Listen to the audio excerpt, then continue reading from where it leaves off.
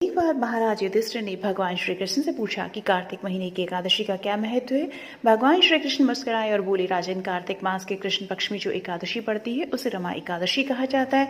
इस व्रत से मनुष्य के सारे पाप मिट जाते हैं और उसे मोक्ष की प्राप्ति होती है। इसकी कथा के अनुसार बहुत समय पहले की बात है, राजा मुचुकुंद का राज्य था, जो भगवान विष्णु के बड़े भक्त और सत्य प्रिय शासक थे। उनके राज्य में हर कार्तिक मास के कृष्ण पक्ष की एकादशी को लोग निर्जला व्रत रखते थे। राजा का नियम था कि इस दिन कोई भी खाना पीना नहीं खाएगा और सभी लोग व्रत का पालन करेंगे। राजा की बेटी चंद्रभागा की शादी दूसरे राज्य के राजकुमार शोभन से भी थी।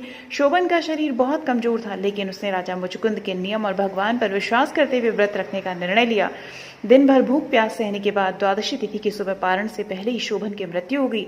चंद्रभागा बेहद दुखी हुई, लेकिन उसे भगवान पर भरोसा था। भगवान विष्णु ने शोभन की भक्ति देखकर उसे अगले जन्म में मंदराचल पर्वत का राजा बनाया। समय बीतने पर राजा मुचुकुंद मंदराचल आए और अपने दामाद को राजा बना देखा।